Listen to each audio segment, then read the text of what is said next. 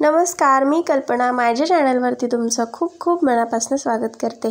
आज आपण मिरचीचा ठेचा याची रेसिपी बघणार आहोत। चपाती भाजी असू दे किंवा भाकर भाजी असू दे, त्याबरोबर जर मिरचीचा ठेचा असेल जेवणाची चव दुप्पट होते। तर चला रेसिपीला सुरुवात करूया।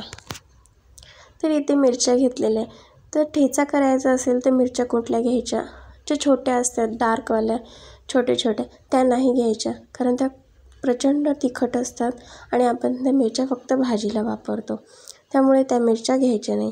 अशा पद्धतीच्या पोपटी रंगाच्या आणि थोड्याशा लांबसर अशा मिरच्या घ्यायच्या।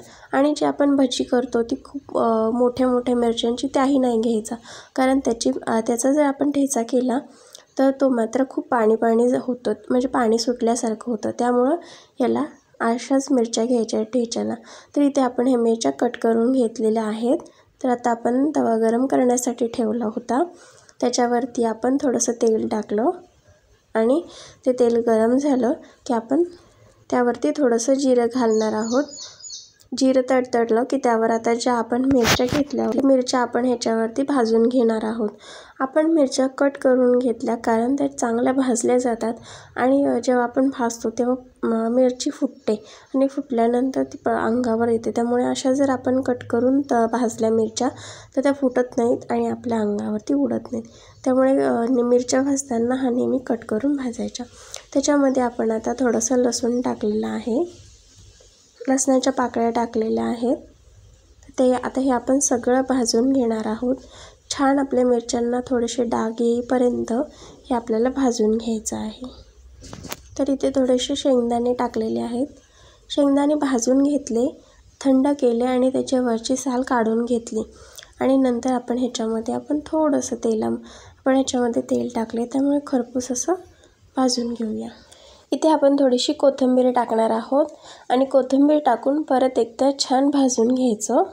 तर इथे आपल्या मिरच्या भाजलेल्या आहेत। थोडा वेळ याच्यावरती असंच ठेवून देणार आहोत आणि थोडा वेळ झाल्यानंतर आपण हे पूर्ण एका प्लेटीमध्ये काढून घेणार आहोत, जेणेकरून ते थंड काढून घेतलं, थोडंसं थंड झालं की आपण हे वाटून घेणार आहोत। तर आता इथे एक खलबत्ता घेतलेला आहे।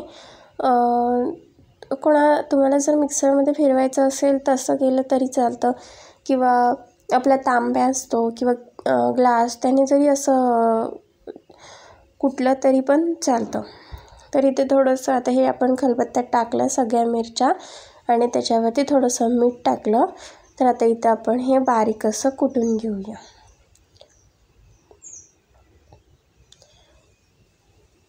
मिक्सरमध्ये फिरवलं तरी छान लागतो, पण अशा पद्धतीने जर कुटून घेतलं ना तर अजून जास्त चव येते। त्यामुळे अशा पद्धतीने आपण बारीक कुटून घेणार आहोत।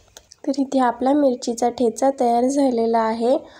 अगदी भाकर असू दे किंवा भाकर घेतली, गरम गरम भाकर, थोडासा ठेचा, तेल घेतलं तरी खूप छान लागतं। अगदी भाजीची सुद्धा गरज भासत नाही, किंवा चपाती बरोबर किंवा काही असू देत, खूप छान लागतो हा मिरचीचा ठेचा। किंवा जेवणाची चव वाढवण्यासाठी हा ठेचा आपण करतो, तर खूप छान लागतो। तुम्ही नक्की ट्राय करा, कसा वाटला कमेंट करून नक्की सांगा। तर इथे आपला तयार झालेला आहे मिरचीचा ठेचा। तर चला असंच भेटूया का नवीन रेसिपीसोबत।